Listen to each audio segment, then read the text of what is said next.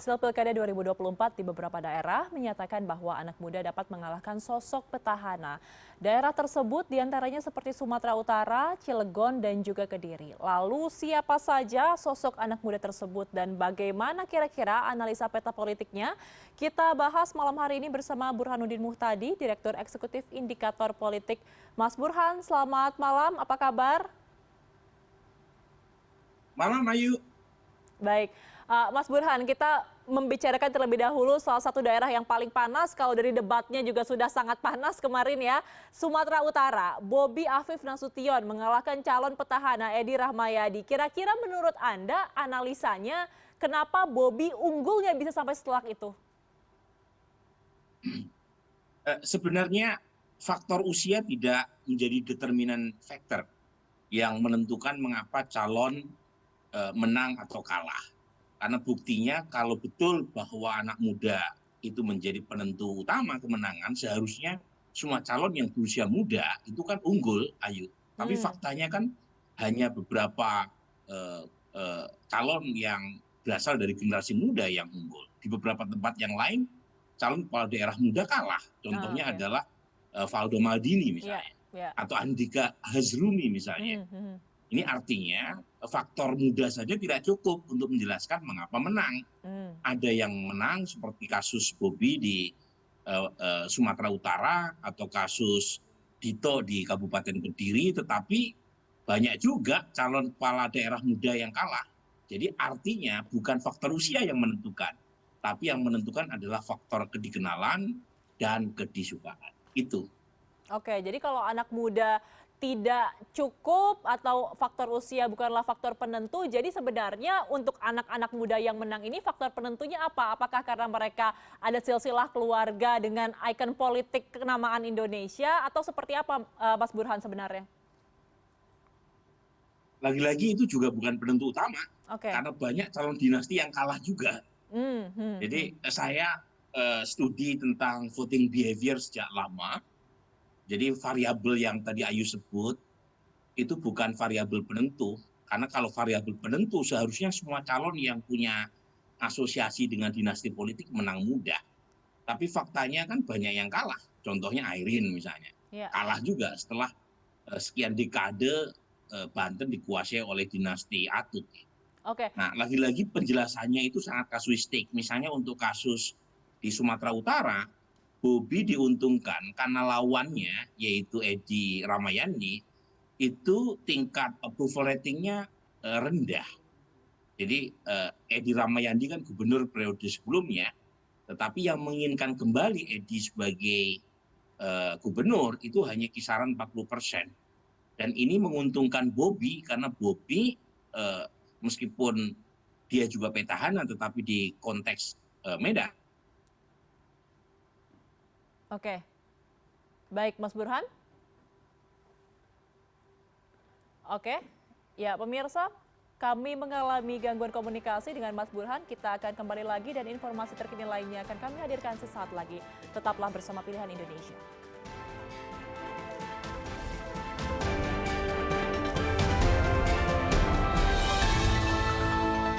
Terima kasih Anda masih bersama kami dan kita akan melanjutkan diskusi kita bersama Burhanuddin Muhtadi, Direktur Eksekutif Indikator Politik. Mas Burhan, selamat malam. Kita sambung kembali, tadi sempat terputus ya Mas Burhan? Iya, maaf tadi terputus. Iya, tidak apa-apa. Mas Burhan, jadi kita menyambung pembicaraannya. Tadi Anda mengatakan bahwa Edi Rahmayadi yang menginginkan kembali hanya sekitar 40% dan itu menjadi celah bagi Bobi Afif Nasution. Tapi kalau kita melihat di sini, Bobi ini kan masih muda, 33 tahun untuk nanti ketika memimpin ya.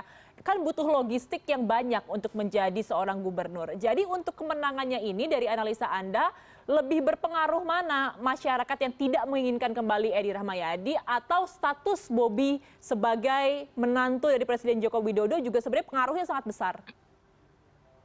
Jadi Ayu, yang paling utama dan signifikan menjelaskan kemenangan atau kekalahan calon kepala daerah itu yang pertama adalah tingkat kedikenalan. Oke. Orang nggak mungkin milih kalau nggak kenal. Nah, Bobi ini tingkat kedikenalannya tinggi untuk ukuran seorang wali kota. Jadi dia dikenal 95% oleh Oke. warga Sumatera Utara seharusnya. Nah, apakah kedikenalannya itu ditunjang oleh faktor logistik yang kuat, ataukah karena beliau adalah menantu Presiden Jokowi, itu soal lain. Oke. Tetapi yang pasti adalah dia dikenal. Karena orang nggak mungkin bisa mengalahkan petahana jika tingkat kedikenalannya rendah. Nah ini yang pertama nih, apalagi kita tahu waktu kampanye pilkada serentak tahun ini, itu sebentar sekali. Jadi kalau tingkat kedikenalannya rendah, sulit untuk mengalahkan petahana yang sudah punya modal sosial 5 tahun sebelumnya berkuasa. Itu yang pertama. Yang kedua, tingkat kedisukaan. Orang kalau kenal saja tetapi tidak suka, itu juga tidak punya efek elektoral. Jadi tingkat kekenalan tadi harus diikuti oleh afeksi yang positif. Nah caranya seperti apa? Apakah dengan memakai narasi yang positif, yang sesuai dengan keinginan warga Sumatera Utara, ataukah pakai narasi menantu Presiden Jokowi? Apalagi kita tahu di wilayah Toba, itu pendukung Pak Jokowi besar sekali. 2 kali Pilpres 2014 dan 2019, Pak Jokowi menang dengan kisaran 97% di wilayah seperti Tapanuli Tengah, ke Toba, Tobasa, Dairi, dan seterusnya. Nah itu bisa saja membantu kedisukaan terhadap Bobi karena beliau punya hubungan keluarga dengan presiden yang populer di wilayah seperti di Toba dan sekitarnya. Tetapi lagi-lagi Pak Jokowi juga lemah di daerah Mandailing Natal, dan karenanya suara Bobi juga lemah di situ. Jadi bisa saja faktor kedisukaan terhadap Presiden Jokowi itu punya efek untuk membantu Bobi. Dan terakhir adalah approval rating. Nah approval rating ini model yang berkaitan dengan evaluasi atas incumbency. Kalau incumbent positif itu mudah sekali buat incumbent untuk menang. Tapi kalau incumbent itu negatif persepsinya, approval ratingnya, itu memberi celah buat penantang. Nah kebetulan incumbency dari Edi Rahmayadi ini relatif kurang positif di mata warga Sumatera Utara. Dan ini memberi jalan mudah buat Bobi. Lagi-lagi yang model begini ada juga yang sebaliknya kan. Misalnya untuk kasus di Kota Tangerang itu incumbent-nya masih positif.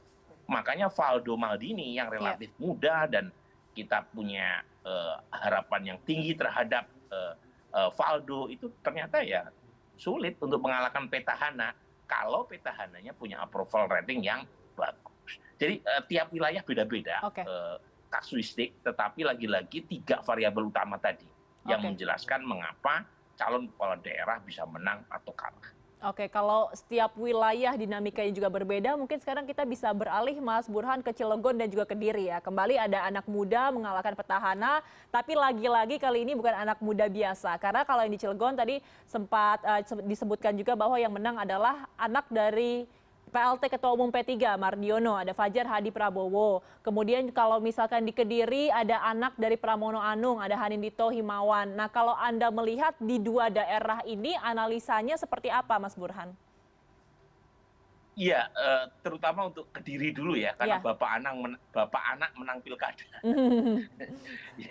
Satu di Jakarta, satu di Kediri. Anung barusan ditetapkan sebagai pemenang 1 putaran minimal sampai tingkat rekapitulasi kota dan kabupaten. Kita masih menunggu proses berjenjang sampai tingkat provinsi yang berikutnya adalah anaknya yang tampil di layar CNN ya, Dito. Dan Dito bukan wajah baru karena sebelumnya sudah pernah bertarung ya, dan posisinya sebagai incumbent. Tetapi lagi-lagi kasus Dito berbeda dengan kasus Edi Rahmayadi. Ya. Tentu saja Pramono Anung punya kontribusi besar karena ini adalah kampung halaman mereka berdua. Meskipun Dito kita tahu lebih besar, lebih banyak ya berkiprah di Jakarta. Tetapi ini tanda kutip kakek nenek moyangnya tinggal di Kediri sana. Mas Pram juga ketika maju dan menang di DPR RI juga maju melalui dapil ini kalau tidak salah. Artinya ada jejaring sosial yang lama dirawat ya, melalui afiliasi familial ya, bernama keluarga besar. Belum lagi kita tahu Kediri juga salah satu banteng kandang banteng ya. Jadi ya betul kita tahu bahwa di wilayah Mataraman seperti Kediri, PD Perjuangan punya basis partisan yang sangat kuat ya. Jadi memang berkait kelindan antara kontribusi jejak keluarga besarnya yang sedemikian mengakar, kemudian diwariskan kepada anaknya, dan saat yang bersamaan posisi beliau sebagai incumbent juga positif ya di mata warga Kediri, dan saat yang sama pula berhubungan dengan sikap partisan karena PDI Perjuangan punya basis yang sangat kuat dan loyal di Kediri. Nah itu, sementara untuk kasus di Cilegon kan lagi-lagi Pak Mardiono juga besar dan memiliki akar bisnis kuat kan di wilayah Cilegon dan sekitarnya ya. Jadi Pak Mardiono kita tahu membangun bisnisnya kan di wilayah Banten, khususnya di kota-kota seperti Serang maupun Cilegon. Ya. Jadi saya sendiri tidak terlalu kaget, dan jangan lupa ada satu hal yang khusus tuh di Cilegon. Biasanya petahana susah untuk mempertahankan kemenangannya di Cilegon, terutama pasca Iman ya, wali kota sebelumnya yang lama menang di sana, tetapi setelah ada kasus ya kemudian dilanjutkan oleh penerusnya, dan tidak ada penerus yang mampu mempertahankan dominasinya tiap periode. Jadi selalu berganti-ganti. Dan itu ada kaitannya lagi-lagi dengan sentimen terhadap petahana yang negatif ya, yang mudah berubah di Cilegon. Ya, setahu saya udah 3 kali pilwakot di sana pemenangnya berganti-ganti, dan tidak ada petahana yang bisa mempertahankan kemenangan. Oke, jadi memang tergantung karakteristik dari setiap daerah. Tapi kalau kita membicarakan perolehan suara di Cilegon, ini Robin Sar dan juga Fajar, suaranya ini cukup signifikan, Mas Burhan. Kalau saya tidak salah ini ada 123.000 suara yang didapatkan, sementara pasangan lainnya hanya 68.000 dan juga 52.000 suara. Nah ini yang membuat perbedaan yang sangat signifikan itu sebenarnya seperti apa, Mas? Ya, nah ini lagi-lagi kasus Cilegon lebih mirip ke Sumatera Utara ya, ketimbang ke Kediri ya. Di Sumatera Utara petahananya kurang positif persepsinya di mata publik, demikian juga dengan petahana di Cilegon. Jadi tadi sentimen anti petahana itu kuat sekali di Cilegon. Nah ini agak berbeda dengan Kediri ya, justru incumbency advantage itu dimaksimalkan oleh Dito ya, putra dari Mas Pram. Jadi lagi-lagi tiap wilayah itu unik, Ayu. Ada satu sisi di mana petahana kuat sekali, tetapi ada juga petahana yang buruk sekali. Misalnya kasus Purwakarta, mantan istri Deddy Mulyadi, itu bupati, ya, Ibu Ane, tetapi tingkat gede pilihannya kecil sekali. Ya, bahkan dalam survei di bawah 10% sebelum pemilu, dan karenanya mudah sekali dikalahkan untuk kasus Purwakarta. Ya. Kita tahu Deddy Mulyadi punya akar yang kuat di sana, dan ketika ada masalah perceraian itu kemudian sentimen itu muncul ya, mempengaruhi persepsi terhadap petahana yang bertarung. Karena Ibu Ane ketika terpilih sebagai bupati 5 tahun yang lalu itu karena faktor Deddy juga. Tetapi ketika hubungan domestiknya ada masalah, kemudian sentimen itu berubah. Nah demikian juga dengan Lampung. Gubernur Lampung Arinal yang petahana itu sentimen terhadap kepemimpinan beliau buruk sekali. Makanya elektabilitasnya kan hanya 17% kan. Dan itu memudahkan buat lawannya menang mudah. Jadi lagi-lagi untuk kasus Cilegon, Robin Sar dan Fajar itu dimudahkan karena lawan ya, selama menjabat sebagai orang nomor 1 di Cilegon itu persepsinya negatif, sehingga memudahkan buat penantang untuk menciptakan kejutan. Oke, Mas Burhan, selain persepsi atau image dari lawannya yang negatif, kalau khusus di kasus Cilegon ini ya, apakah kemudian background dari pendidikan, profesionalitas, dan juga background politik dari pasangan Robin Sar dan juga Fajar ini akan menjadi faktor utama kemenangannya? Seberapa berpengaruh, Mas? Iya, mungkin faktor penunjang ya. Karena tadi lagi-lagi yang paling utama, karena kan dalam tradisi model perilaku pemilih itu cuma ada 3 sebenarnya yang paling sering dipakai oleh kalangan ahli. Yang pertama adalah model sosiologis. Jadi vote jiwa ekivalen dengan vote choice. Orang memilih karena kesamaan identitas, entah itu agama, etnik, kelas, gender, dan seterusnya. Yang kedua adalah model psikologis. Biasanya ukurannya adalah kesamaan sikap partisan. Ya, misalnya untuk kasus Kediri. Nah, untuk model psikologis, sikap partisan atau party ID ini agak kurang pas kita pakai dalam konteks Cilegon, karena P3 kan bukan partai besar di Cilegon. bahkan tidak lolos PT kan dalam Pileg 2024 kemarin. Dan terakhir adalah approval rating, model rational choice. Orang memilih karena kalau misalnya petahananya positif, maka akan dipilih lagi. Kalau negatif akan dicari lawannya. Oke, Nah baik. ini yang paling dominan ya. Yang lain menurut saya itu hanya faktor penunjang saja, tidak menjadi penentu kemenangan buat pasangan Robinsar dan Fajar dalam kasus di Cilegon. Oke, artinya untuk kendaraan politik, Partai Golkar dan juga P3 ini signifikan tidak sih Mas untuk menggiring suara di Cilegon? Untuk Golkar cukup lumayan. Oke. Kita tahu salah satu kandang Golkar di Banten adalah Cilegon, ya, terutama dari keluarga A dan Iman ya, yang sudah lama gitu ya. Dan kebetulan 5 tahun yang lalu kan keluarga ini dikalahkan oleh LD ya. Ya. Yang kemudian mereka melakukan revenge yang manis melalui Robinsar dan Fajar ini.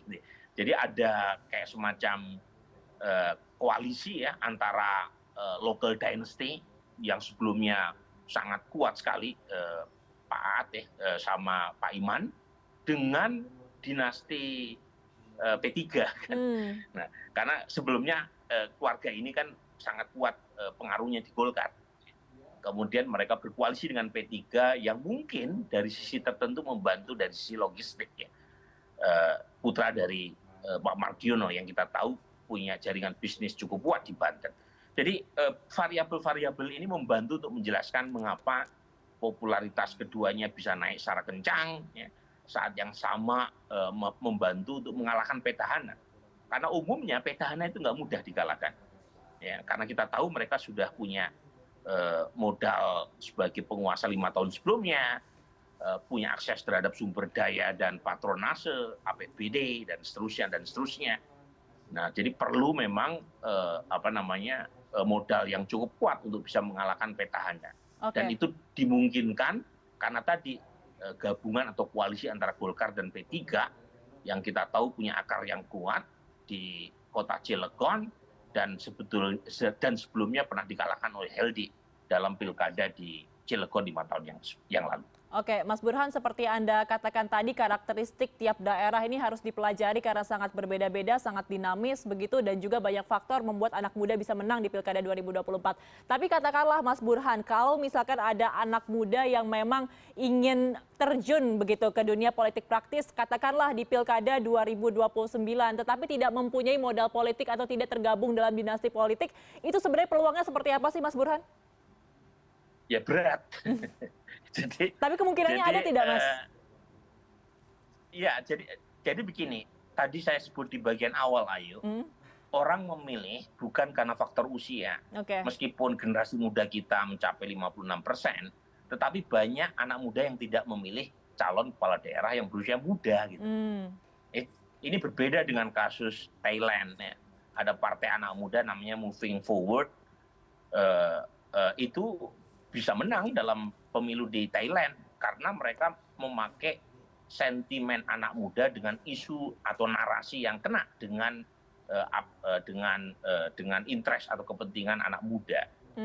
Nah, hal yang sama kan pernah dicoba oleh PSI kan di Indonesia, tapi gagal total. PSI tidak lolos PT ya 4%. Di India juga ada partai anak muda yang awalnya memulai kiprahnya di New Delhi ya, di tingkat kota, partai urban, tapi kemudian bisa menjalar masuk ke negara-negara bagian yang lain.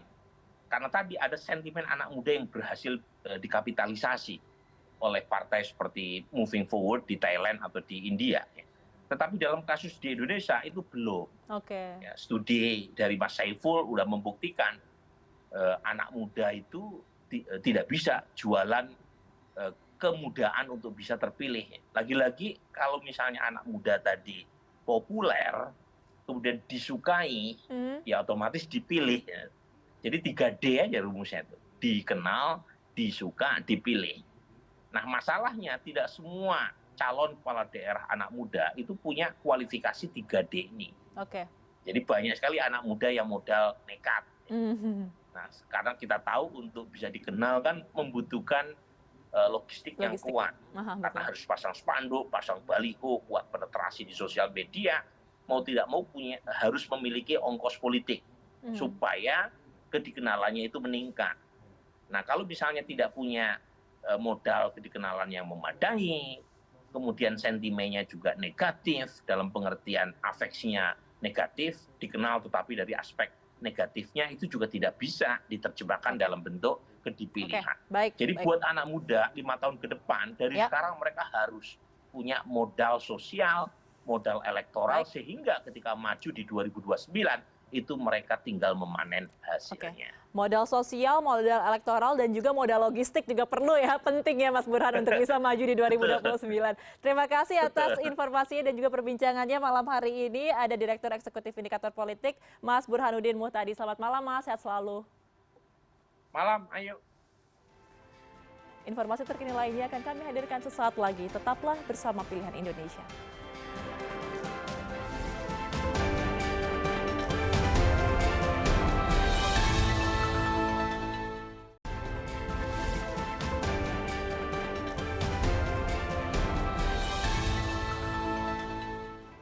Terima kasih Anda masih bersama kami dan kita akan melanjutkan diskusi kita bersama Burhanuddin Muhtadi, Direktur Eksekutif Indikator Politik. Mas Burhan, selamat malam. Kita sambung kembali, tadi sempat terputus ya Mas Burhan? Iya, maaf tadi terputus. Iya, tidak apa-apa. Mas Burhan, jadi kita menyambung pembicaraannya. Tadi Anda mengatakan bahwa Edi Rahmayadi yang menginginkan kembali hanya sekitar 40% dan itu menjadi celah bagi Bobi Afif Nasution. Tapi kalau kita melihat di sini, Bobi ini kan masih muda, 33 tahun untuk nanti ketika memimpin ya.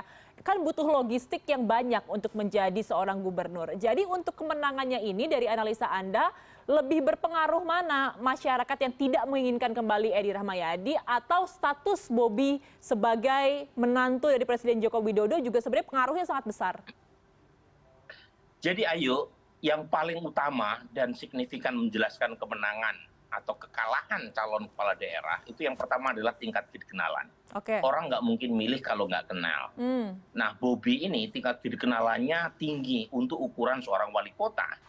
Jadi dia dikenal 95% oleh warga Sumatera Utara seharusnya. Nah, apakah kedikenalannya itu ditunjang oleh faktor logistik yang kuat, ataukah karena beliau adalah menantu Presiden Jokowi, itu soal lain. Tetapi yang pasti adalah dia dikenal. Karena orang nggak mungkin bisa mengalahkan petahana jika tingkat kedikenalannya rendah. Nah, ini yang pertama nih. Apalagi kita tahu waktu kampanye pilkada serentak tahun ini, itu sebentar sekali. Jadi kalau tingkat kedikenalannya rendah, sulit untuk mengalahkan petahana yang sudah punya modal sosial 5 tahun sebelumnya berkuasa. Itu yang pertama. Yang kedua, tingkat kedisukaan. Orang kalau kenal saja tetapi tidak suka, itu juga tidak punya efek elektoral. Jadi tingkat kedikenalan tadi harus diikuti oleh afeksi yang positif. Nah, caranya seperti apa? Apakah dengan memakai narasi yang positif, yang sesuai dengan keinginan warga Sumatera Utara, ataukah pakai narasi menantu Presiden Jokowi? Apalagi kita tahu di wilayah Toba, itu pendukung Pak Jokowi besar sekali. 2 kali Pilpres, 2014 dan 2019. Pak Jokowi menang dengan kisaran 97% di wilayah seperti Tapanuli Tengah, Toba, Tobasa, Dairi, dan seterusnya. Nah, itu bisa saja membantu kedisukaan terhadap Bobi karena beliau punya hubungan keluarga dengan presiden yang populer di wilayah seperti di Toba dan sekitarnya. Tetapi lagi-lagi Pak Jokowi juga lemah di daerah Mandailing Natal, dan karenanya suara Bobi juga lemah di situ. Jadi bisa saja faktor kedisukaan terhadap Presiden Jokowi itu punya efek untuk membantu Bobi. Dan terakhir adalah approval rating. Nah, approval rating ini model yang berkaitan dengan evaluasi atas incumbency. Kalau incumbent positif, itu mudah sekali buat incumbent untuk menang. Tapi kalau incumbent itu negatif persepsinya, approval ratingnya, itu memberi celah buat penantang. Nah, kebetulan incumbency dari Edi Rahmayadi ini relatif kurang positif di mata warga Sumatera Utara. Dan ini memberi jalan mudah buat Bobi. Lagi-lagi yang model begini ada juga yang sebaliknya kan. Misalnya untuk kasus di Kota Tangerang, itu incumbent-nya masih positif. Makanya Valdo Maldini yang relatif muda dan kita punya harapan yang tinggi terhadap Valdo itu ternyata ya sulit untuk mengalahkan petahana kalau petahananya punya approval rating yang bagus. Jadi tiap wilayah beda-beda kasuistik, tetapi lagi-lagi 3 variabel utama tadi yang menjelaskan mengapa calon kepala daerah bisa menang atau kalah. Oke, kalau setiap wilayah dinamikanya juga berbeda, mungkin sekarang kita bisa beralih Mas Burhan ke Cilegon dan juga Kediri ya. Kembali ada anak muda mengalahkan petahana, tapi lagi-lagi kali ini bukan anak muda biasa. Karena kalau yang di Cilegon tadi sempat disebutkan juga bahwa yang menang adalah anak dari PLT Ketua Umum P3 Mardiono, ada Fajar Hadi Prabowo. Kemudian kalau misalkan di Kediri ada anak dari Pramono Anung, ada Hanindito Himawan. Nah, kalau Anda melihat di 2 daerah ini analisanya seperti apa, Mas Burhan? Iya, terutama untuk Kediri dulu ya, karena Bapak anak menang pilkada. Satu di Jakarta, satu di Kediri. Pramono Anung barusan ditetapkan sebagai pemenang 1 putaran minimal sampai tingkat rekapitulasi kota dan kabupaten. Kita masih menunggu proses berjenjang sampai tingkat provinsi. Yang berikutnya adalah anaknya yang tampil di layar CNN ya, Dito. Betul. Dan Dito bukan wajah baru karena sebelumnya sudah pernah bertarung ya, dan posisinya sebagai incumbent. Tetapi lagi-lagi kasus Dito berbeda dengan kasus Edi Ramayadi. Ya. Tentu saja Pramono Anung punya kontribusi besar karena ini adalah kampung halaman mereka berdua. Meskipun Dito kita tahu lebih besar, lebih banyak ya berkiprah di Jakarta, tetapi ini tanda kutip kakek nenek moyangnya tinggal di Kediri sana. Mas Pram juga ketika maju dan menang di DPR RI juga maju melalui dapil ini kalau tidak salah. Artinya ada jejaring sosial yang lama dirawat ya, melalui afiliasi familial ya, bernama keluarga besar.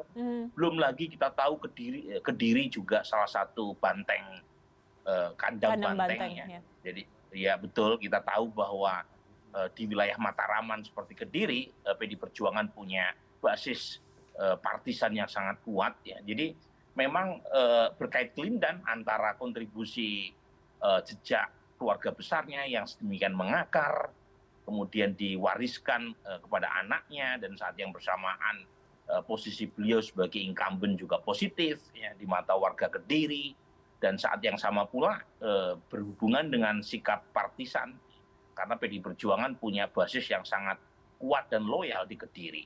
Nah itu, sementara untuk kasus di Cilegon kan lagi-lagi Pak Mardiono juga besar dan memiliki akar bisnis kuat kan di wilayah Cilegon dan sekitarnya ya. Jadi Pak Mardiono kita tahu membangun bisnisnya kan di wilayah Banten, khususnya di kota-kota seperti Serang maupun Cilegon. Ya. Jadi saya sendiri tidak terlalu kaget, dan jangan lupa ada satu hal yang khusus tuh di Cilegon. Biasanya petahana susah untuk mempertahankan kemenangannya di Cilegon, terutama pasca siapa namanya itu Iman ya, wali kota sebelumnya yang lama menang di sana, tetapi setelah ada kasus ya kemudian dilanjutkan oleh penerusnya, dan tidak ada penerus yang mampu mempertahankan dominasinya tiap periode. Jadi selalu berganti-ganti, dan itu ada kaitannya lagi-lagi dengan sentimen terhadap petahana yang negatif ya, yang mudah berubah di Cilegon.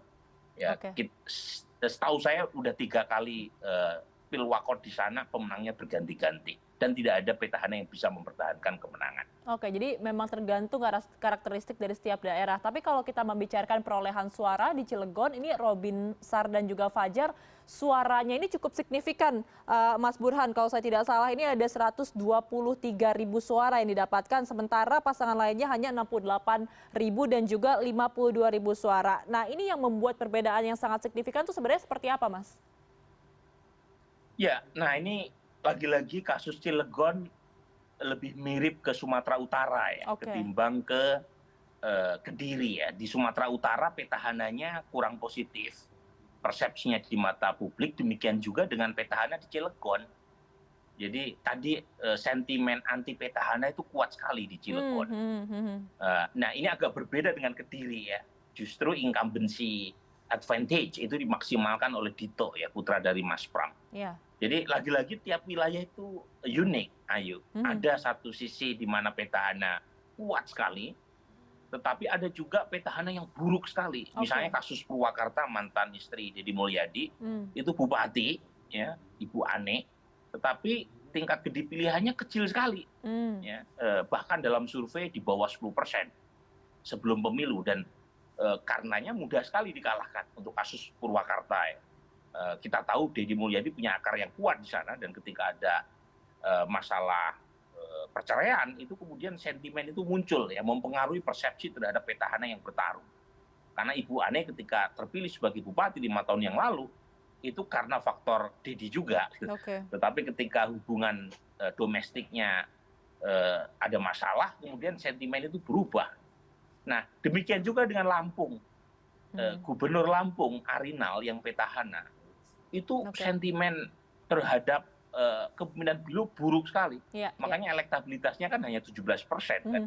Dan itu memudahkan buat lawannya menang mudah. Jadi lagi-lagi untuk kasus Cilegon, Robin Sar dan Fajar itu dimudahkan karena lawan, ya, selama menjabat sebagai orang nomor 1 di Cilegon itu persepsinya negatif, sehingga memudahkan buat penantang untuk menciptakan kejutan. Oke, Mas Burhan, selain persepsi atau image dari lawannya yang negatif, kalau khusus di kasus Cilegon ini ya, apakah kemudian background dari pendidikan, profesionalitas, dan juga background politik dari pasangan Robin Sar dan juga Fajar ini akan menjadi faktor utama kemenangannya? Seberapa berpengaruh, Mas? Iya, mungkin faktor penunjang ya. Karena tadi lagi-lagi yang paling utama, karena kan dalam tradisi model perilaku pemilih itu cuma ada 3 sebenarnya yang paling sering dipakai oleh kalangan ahli. Yang pertama adalah model sosiologis. Jadi vote jiwa ekuivalen dengan vote choice.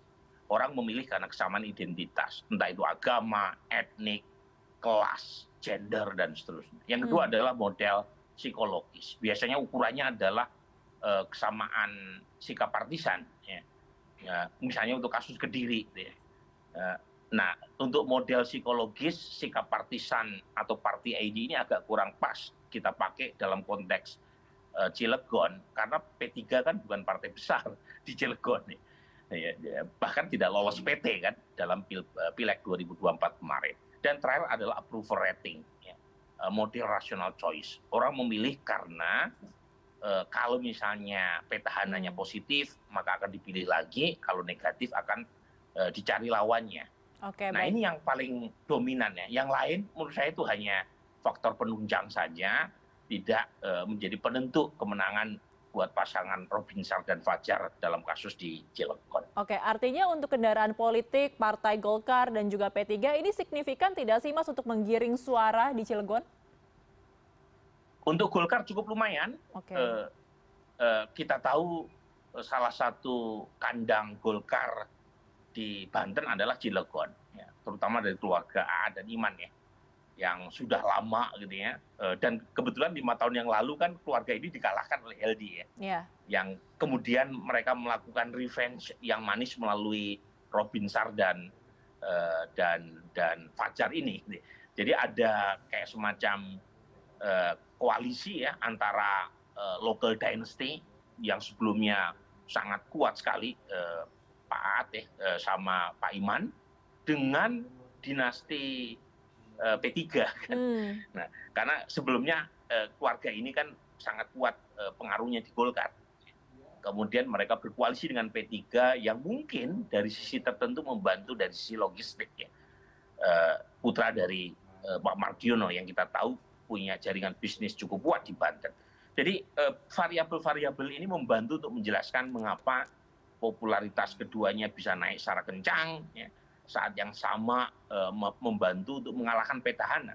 Karena umumnya petahana itu nggak mudah dikalahkan. Ya, karena kita tahu mereka sudah punya modal sebagai penguasa 5 tahun sebelumnya, punya akses terhadap sumber daya dan patronase, APBD, dan seterusnya. Nah, jadi perlu memang modal yang cukup kuat untuk bisa mengalahkan petahana.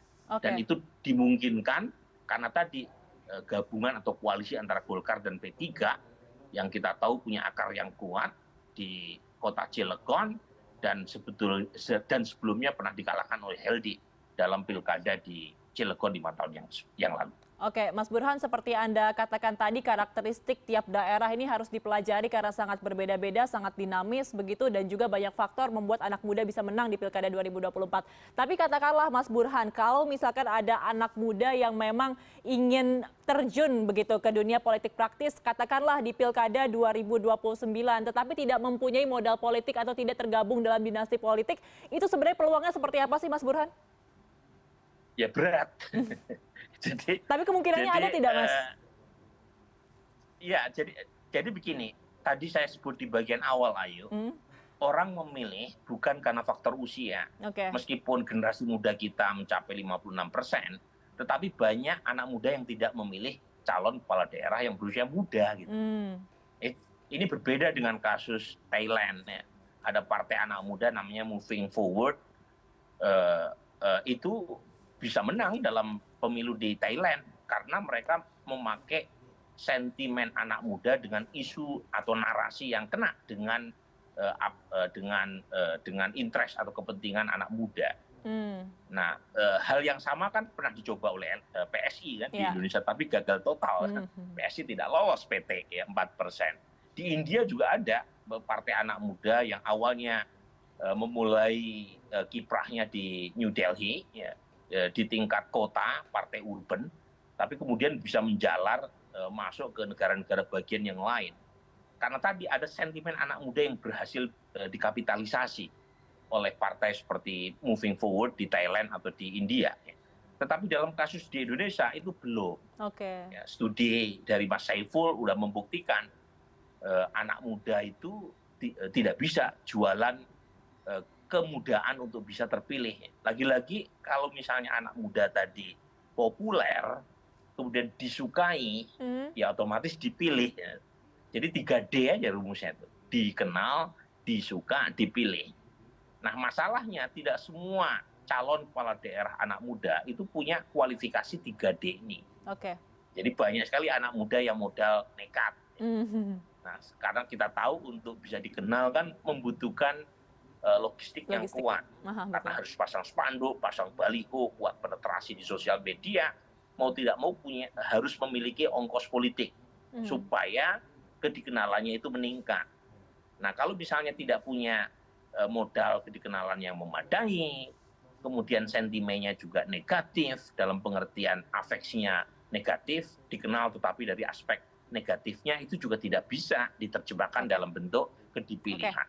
Jadi buat anak muda 5 tahun ke depan, dari sekarang mereka harus punya modal sosial, modal elektoral, sehingga ketika maju di 2029, itu mereka tinggal memanen hasilnya. Modal sosial, modal elektoral, dan juga modal logistik juga perlu ya, penting ya Mas Burhan untuk bisa maju di 2029. Terima kasih atas informasinya dan juga perbincangannya malam hari ini. Ada Direktur Eksekutif Indikator Politik, Mas Burhanuddin Muhtadi. Selamat malam Mas, sehat selalu. Malam, ayo.